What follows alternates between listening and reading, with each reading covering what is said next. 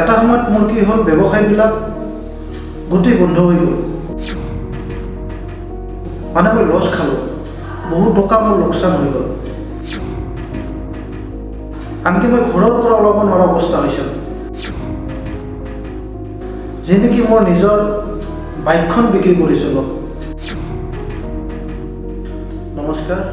মোৰ নাম প্ৰাঞ্জল চৌধুৰী মোৰ ঘৰ পাঠশালা আঠিনাপুৰত মই পেছাত এজন ব্যৱসায়ী হয় মই সৰু সুৰা ব্যৱসায় কৰি মই ডাঙৰ কৰিছিলোঁ কিন্তু কি হ'ল নাজানো এটা সময়ত মোৰ কি হ'ল ব্যৱসায়বিলাক গোটেই বন্ধ হৈ গ'ল মানে মই লছ খালোঁ বহুত টকা মোৰ লোকচান হৈ গ'ল এনেকুৱা লোকচান হ'ল আনকি মই বন্ধুৰ পৰা টকা ধাৰে লোৱা টকাবিলাক মই পৰিশোধ কৰিব নোৱাৰা হ'ল মই বহুত বেয়া কথা শুনিব লগা হ'ল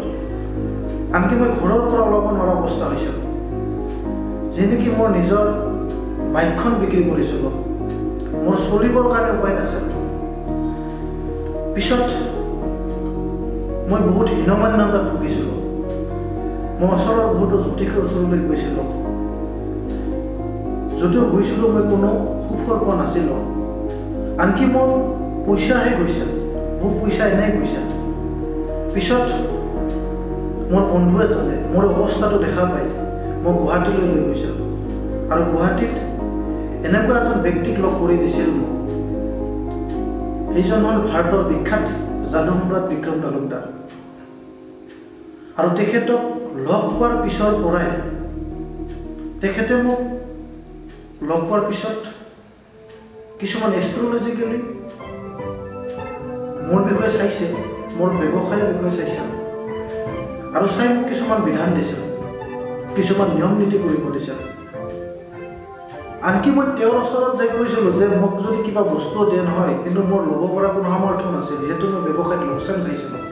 মোৰ কোনো টকা পইচা হাতত নাছিল মই লুজাৰ হৈ গৈছিলোঁ মানুহজন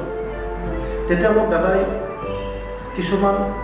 নিয়ম দিছিল কিছুমান বিধান দিছিল একদম কম খৰচত মোক কিছুমান নিয়ম নীতি কৰিব দিছিল আৰু সেইখিনি মই ভালদৰে ঘৰত আহি কৰিছিলোঁ আৰু কৰাৰ পিছত মই আগৰ অৱস্থাবিলাক ঘূৰাই পাইছিলোঁ মোৰ যিমানবিলাক লোকচান হৈছিল যিহেতু ব্যৱসায়ত লাভ লোকচান থাকিবই কিন্তু সেই আগৰ অৱস্থাবিলাক মোৰ নাছিল আজি মই বহুত সুখী আগতে মোৰ এটা ব্যৱসায় ভালদৰে চলা নাছিল কিন্তু এতিয়া মই 3, 4, 5টা ব্যৱসায় মই চলিব পৰা হৈছোঁ মই চলাই আছোঁ আৰু তাৰ লগত 4, 5টা পৰিয়াল চলি আছে ধুনীয়াকৈ চলি আছে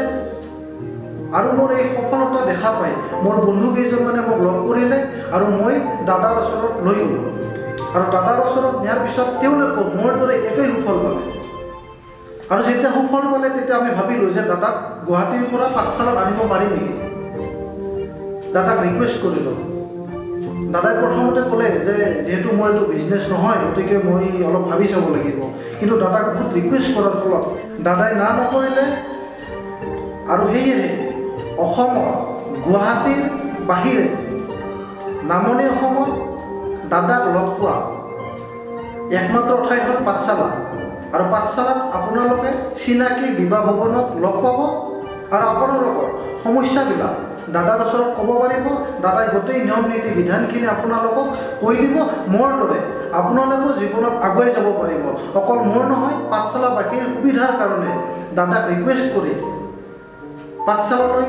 আনিছোঁ গতিকে আপোনালোকেও আহক সহযোগ কৰক আপোনালোকৰো